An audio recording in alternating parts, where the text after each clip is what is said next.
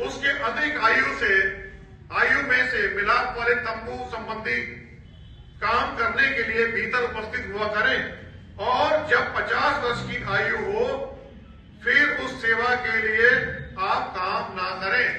तो यहां जो एज दी गई है 25 साल और 50 साल रिटायरमेंट की एज बाइबल में दी गई है, इसलिए यीशु मसीह ने अपना जो कार्य था वो 25 साल की उम्र 30 साल की उम्र से यीशु मसीह ने अपना कार्य शुरू करा था। हम why we came to church, हम आज चर्च में क्यों आए हैं?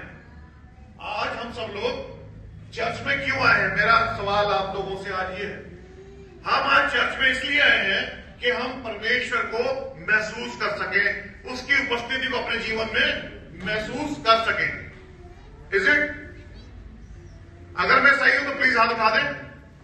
हम सब चर्च में इसलिए आए हैं कि हम आज परमेश्वर को, जो हमारा यीशु मसीह हमारा मुक्तिदाता, राजाओं का राजा जो पैदा हुआ है, उसको हम अपने जीवन में महसूस कर सकें, उसको अपने जीवन में हम धार सकें।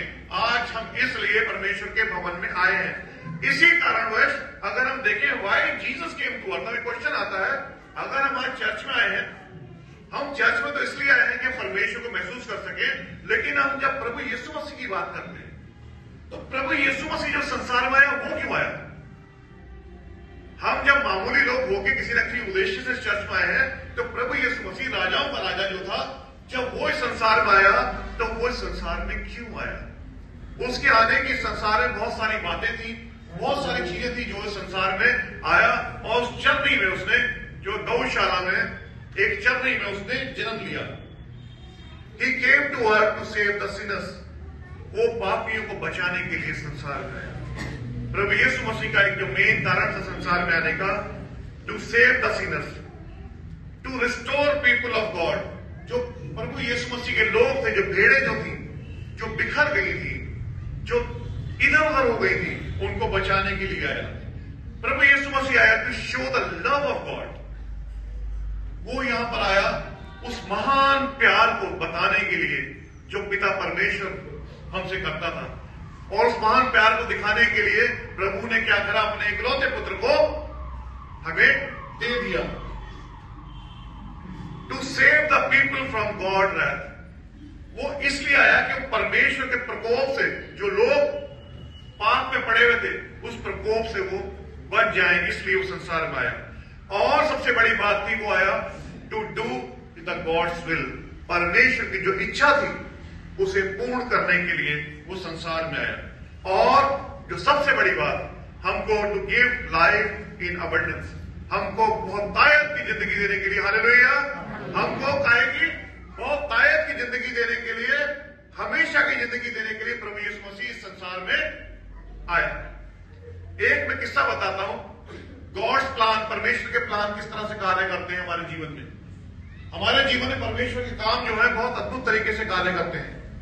एक बार एक सेलर था और वो अपनी नाव को लेके जा रहा था, और जब वो बीच समुद्र में गया तो वहां बहुत जोर से तूफान आया, और तूफान आने के बाद में उसकी नाव जो थी तहस नहस हो गई, उसकी नाव पूरी डूब गई, और उस बेचारे ने किसी तरह तैर के या किसी तरीके से भी तैर के अपने समुद्र के किनारे पे आया, और रेगिस्तान में आके वो बैठ गया।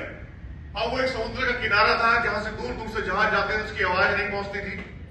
अब वो वहां पे आके बैठ गया। उसने कहा मैं करूं तो क्या करूं, कि परमेश्वर मैं क्या करूं, मेरी नाव भी टूट गई है, मेरे पास कोई रास्ता भी नहीं है, मेरे पास कोई खाने के लिए भोजन भी नहीं है, लगता है मैं तो यहीं पे ही मर जाऊंगा या मेरा जीवन यहीं पर ही समाप्त हो जाएगा।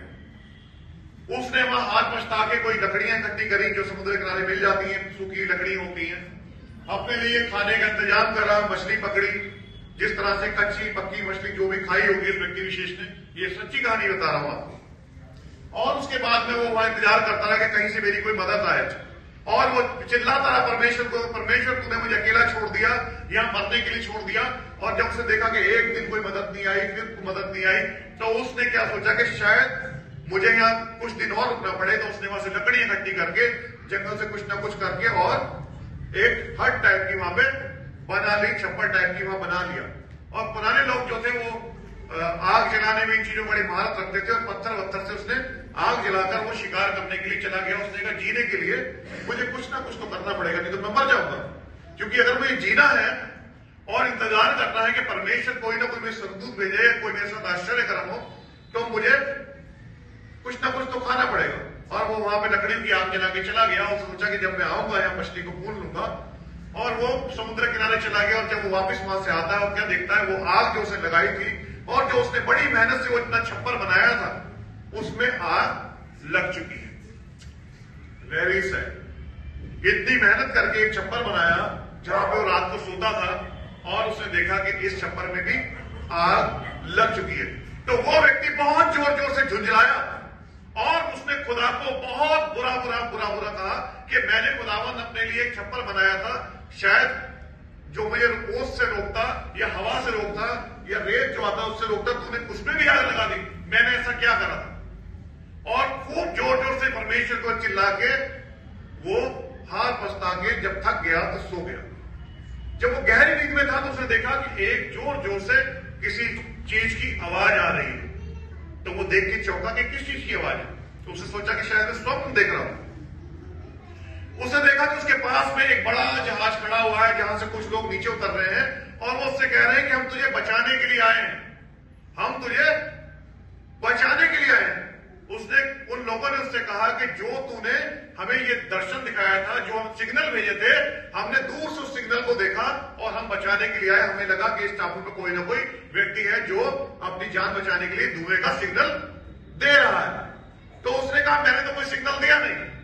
तो तब उसे पता लगा कि जो मेरे छप्पर में आग लगी थी, ये परमेश्वर का अद्भुत कार्य था, जिसे मैं सोचता था कि परमेश्वर तूने मेरे सब कुछ छीन लिया और अब मैं यहां मर जाऊंगा।